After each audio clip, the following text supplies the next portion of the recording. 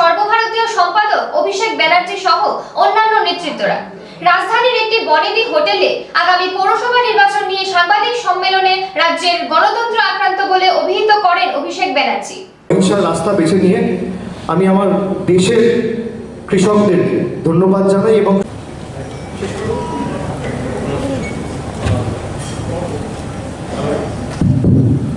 সকলকে ধন্যবাদ। এর ক্রেডিট সম্পূর্ণভাবে কৃষকদের এবং কৃষক সংগঠনগুলো। কোনো রাজনৈতিক দল বলতে পারে না যে আমি বলেছিলাম দেখো প্রত্যাহার করেছি। আর কিছু প্রশ্ন করার আগে নিজের নাম আর কোন সংবাদ মাধ্যমের প্রতিনিধিত্ব করছেন আপনি সেটা দয়া করে বলবেন।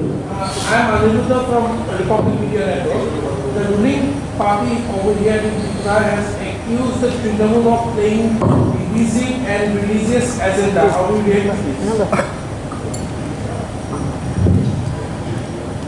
The party which has been surviving on political lines is accusing us to divide the society on political agenda. If the party can show one instance, I can give you 2,500 instances in the last 1 year, be it Tripura, Madhya Pradesh, Bengal or any part of the country. If the BJP unit in Tripura or Bengal or anywhere in the country can give me one instance where Trinamool has tried to divide the society on lines of religion, I will quit politics forever. It's an open challenge. Your network has a good research team, put them to some work and use, and next time when you come with the clip. All right?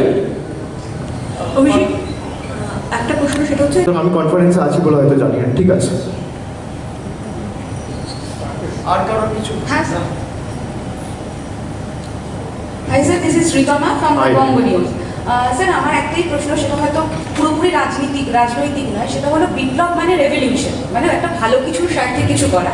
আর সেখানে বিপ্লব কুমার দেবের নেতৃত্বে যে জিনিসটা করা হলো সায়নী ঘোষের ওপর আক্রমণ, নামটা কতটা যথাযথ? এবং বিজেপি সরকারই বলে বেটি বাঁচাও বেটি পড়াও, কিন্তু একই সঙ্গে উত্তরপ্রদেশের ঘটনা বারংবার আমাদের চোখের সামনে আসছে, আরও বিভিন্ন দেশের ঘটনা আসছে। আজ সায়নী ঘোষকে যে কারণে অ্যারেস্ট করার কথা বলা হয়েছে খুনের প্ররোচনা, এটাও তো সম্পূর্ণ মিথ্যে। এই মিথ্যাচারটা এবং এই সংস্কৃতি নিয়ে আপনি কি বলবেন? এগুলো আপনাদের সামনেই রয়েছে, আপনি যে প্রশ্নটা করলেন তার মধ্যেই উত্তর রয়েছে যে খুনের প্ররোচনা কাকে খুন করতে গেছে প্রশাসন বলতে পারছে না, ক্রিমিনাল ইন্টিমিডেশন কার বিরুদ্ধে বলতে পারছে না।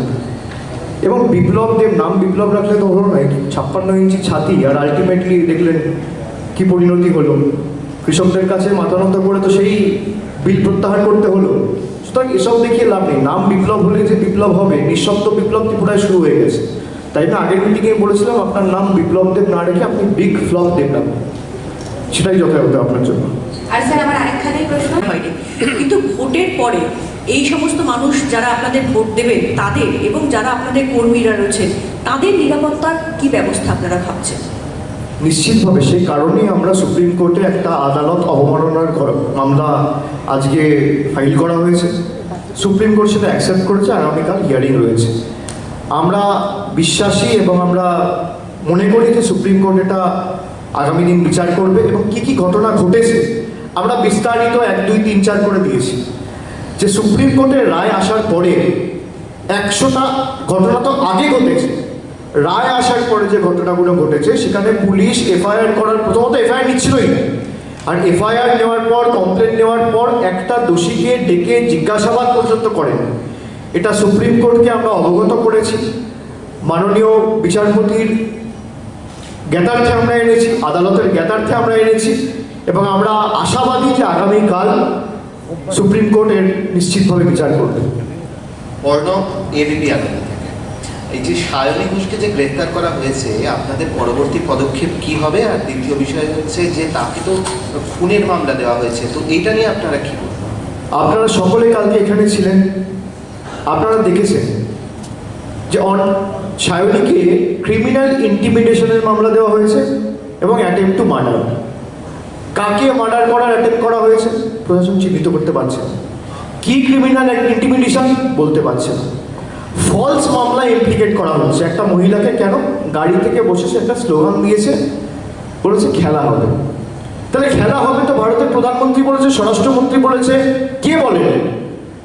যারা ভারপ্রাপ্ত ওখানের অবজারভার থেকে শুরু করে কেন্দ্রীয় মন্ত্রী সবাই এসে খেলা হবে বলেছে। এমনকি যেভাবে মমতা বন্দ্যোপাধ্যায়কে কুরুচিকরভাবে ব্যঙ্গ করেছে ভারতবর্ষের প্রধানমন্ত্রী, দিদি ও দিদি বলে, সেটা ক্রিমিনাল ইন্টিমিডেশন না? ভারতবর্ষের আইন এখন বিজেপির নেতাদের জন্য একরকম আর অন্যান্য দেশবাসীর জন্য একরকম হয়ে গেছে। আমরা সেই কারণেই কোর্টে গেছি, কোর্টের দ্বারস্থ হয়েছি এবং আমরা আশা করি কোর্টের বিচার নিশ্চিতভাবে করবে। যেভাবে মিথ্যা মামলায় ফাঁসানো হচ্ছে, আজকে তৃণমূলের যদি কিছু না থাকে এত ভয় কেন? কুণাল ঘোষকে ইতিমধ্যে 10 বার ডেকে পাঠানো হয়েছে, কখনো দেবাংশুকে অ্যারেস্ট করছে, কখনো সুদীপকে অ্যারেস্ট করছে, কখনো জয়াকে অ্যারেস্ট করছে, কখনো আমার বিরুদ্ধে মামলা করছে। কেন? তৃণমূলকে ভয় পেয়েছে। পিপিলিকার পাখা গজায় মরিবার তলে, বিজেপি ভয় পেয়েছে আর বিজেপির শেষে শুরু হয়ে গেছে। সেই কারণে একটা মহিলাকে আজকে ফলস কেস ইমপ্লিকেট করা হচ্ছে এবং আমরা আশা করব। আজকে আমি ত্রিপুরা এসেছিলাম সভা করতে, আমাকে সভা করতে দেওয়া হয়নি। আমাদের নেতৃত্বরা ওরিয়েন্ট চৌমোহনীতে একটি পথসভা করেছে এবং আমি শুনছিলাম যেভাবে মানুষ স্বতঃস্ফূর্তভাবে রাস্তায় বেরিয়ে আসছে এবং তাদের ভালোবাসায় আমাদের আবদ্ধ করেছে। আমরা ত্রিপুরাবাসীর কাছে চিরকৃতজ্ঞ। কালকে চিত্তরঞ্জনে বিশেষ করে মানুষ যেভাবে বেরিয়ে এসেছে, প্রতিরোধের রাস্তা বেছে নিয়েছে, প্রতিবাদের রাস্তা বেছে নিয়েছে, আমি মাথা নিচু করে ত্রিপুরার মাটিকে এবং মানুষকে প্রণাম জানাচ্ছি। আমি স্যালুট জানাচ্ছি আপনাদের সকলকে। আপনারা যে সাহসের পরিচয় দিয়েছেন, আমি স্যালুট জানাই আপনাদের। জোর জবরদস্তি গায়ের জোরে কোনোদিন মানুষকে দমিয়ে রাখা যায় না। অনেক চেষ্টা করেছিল সিপিএম, অনেক চেষ্টা করেছিল এখানকার বামফ্রন্ট, কোনো লাভ নেই। মানুষ যেদিনকে ঠিক করবে কেউ বাঁচাতে পারবে না। মানুষের হৃদয়ে তৃণমূল ঢুকে গেছে। তৃণমূলের ব্যানার, হোর্ডিং, ফেস্টুন, প্ল্যাকার্ড এসব ছিঁড়ে তো লাভ নেই। গভর্নমেন্টের গাড়ি দিয়ে তৃণমূলের পতাকা ছেড়াচ্ছে, আপনি দেখেছেন? সেই ভিডিও আমরা সুপ্রিম কোর্টে দিয়েছি। গাড়ির উপর লেখা আছে গভর্নমেন্ট অফ ত্রিপুরা, আর রাতের অন্ধকারে সেই গাড়ি নিয়ে তৃণমূলের পতাকা খুলছে। কতটা নির্লজ্জ হলে আজকে এই জায়গায় পৌঁছাতে পারে? পায়ের তলার মাটি সরে গেছে। 3 মাস তো হয়েছে। আগস্টে তো তৃণমূল কংগ্রেস ঢুকেছে, আগস্ট, সেপ্টেম্বর, অক্টোবর, এখন তো নভেম্বর মাস চলছে। 3 মাসে পায়ের তলার মাটি সরে গেছে। তো 1 বছর এদের কি পরিণতি করতে পারি ভাবুন, মানুষ যদি সাথে থাকে। আমি তো আপনাদের বলছি, খালি মাথা উঁচু করে আপনারা 25 তারিখ নিজের ভোটটা নিজে কিভাবে দেবেন তার রাস্তা নিজেরা ঠিক করুন। কিভাবে দেবেন? বুদ্ধি লাগিয়ে, মাথা খাটিয়ে নিজের ভোট নিজেকে দিতে হবে। আপনি যাকে ইচ্ছা করবেন, তৃণমূলকে দিন, সিপিএমকে দিন, বিজেপিকে দিন, কংগ্রেসকে দিন, নির্দলকে দিন, যাকে ইচ্ছা দিন। গণতান্ত্রিক অধিকার আপনাকে প্রয়োগ করতে হবে। আপনার ভোট গিয়ে যেন দুয়ারে গুন্ডা না দেয়, আপনার ভোট যেন গিয়ে বিজেপির মস্তানরা না দেয়, আপনার ভোট যেন কোনোভাবে এরা লুট করতে না পারে। আপনার নিজের ভোট আপনি খালি দিন। আমরা যেটুকু মানুষের ভালোবাসা আবেগ বুঝতে পেরেছি ত্রিপুরার মাটিতে, এদের পতন শুধুমাত্র সময়ের অপেক্ষা। আমি তাই সবাইকে বলবো এবং সংবাদ মাধ্যমের যারা আছে, আপনারা যে সাহস দেখিয়েছেন কালকে, আমি আপনাদের সকলকে স্যালুট জানাই। যেভাবে কালকে আগরতলা ওয়েস্ট যারা যে সংবাদ মাধ্যমের প্রতিনিধিরা উপস্থিত ছিল, লাইভ ভিডিও অনেক চ্যানেল দেখিয়েছে, যে বুক ধরে কথা বলতে বলতে যেভাবে একটা মব লাঠি সোটা নিয়ে তেড়ে এলো এবং তারপরেও আপনারা জায়গা ছেড়ে যাননি। আপনারা জীবন বাজি রেখে সাধারণ মানুষের কাছে সংবাদটা তুলে ধরেছেন। আমি কৃতজ্ঞ আপনাদের সকলের কাছে। এই যৌথ লড়াই আমাদের সকলকে একসাথে লড়তে হবে। আমরা রাজনৈতিক কথা বলবো, আপনারা সঠিক কথাটা মানুষের কাছে পৌঁছান, এইটুকুই আপনাদের অনুরোধ করব। সঠিক তথ্য মানুষের কাছে পৌঁছান, সঠিক বিষয়টা মানুষের জ্ঞাতার্থে আনুন, তারপর মানুষ ঠিক করুক মানুষ কাকে গ্রহণ করবে, কাকে বর্জন করবে। গণতন্ত্রের মানুষই শেষ কথা।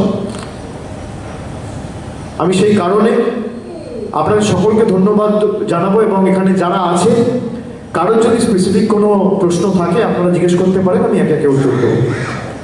হাত তুলে করবেন।